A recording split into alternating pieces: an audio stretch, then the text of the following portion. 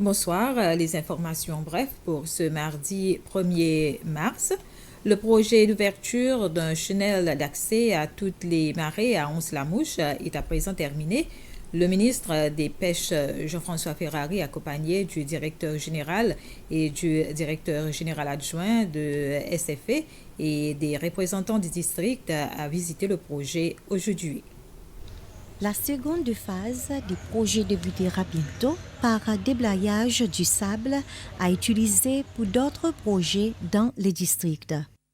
La finition complète du projet est due aux efforts conjugués du gouvernement et de la communauté, en particulier de l'association des pêcheurs d'Ons-la-Mouche.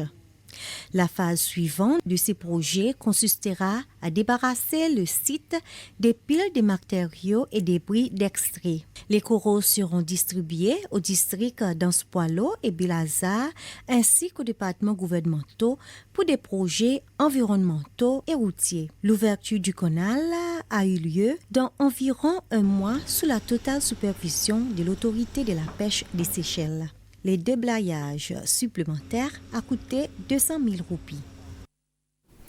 Les défis économiques auxquels les Seychelles font face, c'était le principal sujet de discussions qui ont réuni la directrice d'Afrique de la Banque mondiale, Aïda Ridegor, le ministre des Finances, Nadia Hassan, et la gouverneure de la Banque centrale, Carolina Bell, à State House ce matin. Le ministre Hassan a déclaré avoir étudié ensemble les moyens de protection des plus vulnérables de la société face à la flambée des prix à venir en raison de ces défis économiques. Les Seychelles et Cuba pourront maintenant partager leurs expertises sur la gestion des risques. Cela sera rendu possible grâce à la signature d'un protocole d'accord cet après-midi dans les locaux du ministère des Affaires externes dans Independence House annexe.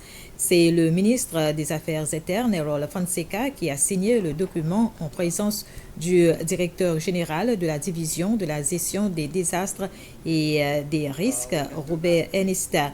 Du côté Cuba, c'est l'ambassadrice Marta Hernandez Canero qui a signé ce protocole d'accord. Le ministre Fonseca a déclaré que les Seychelles ont un grand respect pour Cuba et ont dans de nombreux cas regardé vers ce pays pour ses meilleures pratiques dans différents domaines.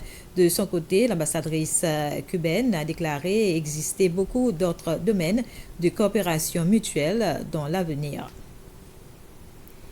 L'Afrique du Sud et les Seychelles se sont entretenus sur le développement des compétences dans les domaines de la santé et de la sécurité. Les discussions s'est tenues ce matin à State House. Ces discussions ont eu lieu après que la nouvelle haute-commissaire d'Afrique du Sud aux Seychelles, Dr Amalani Nelly Manzini, a présenté ses lettres de créance au président Wavell Kalawan ce matin.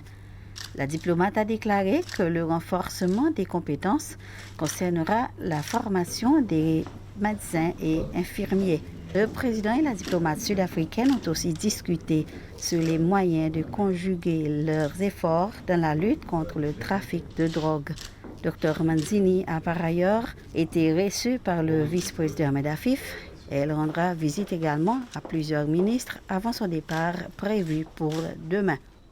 Voilà, c'était les informations. Bref, merci de votre attention.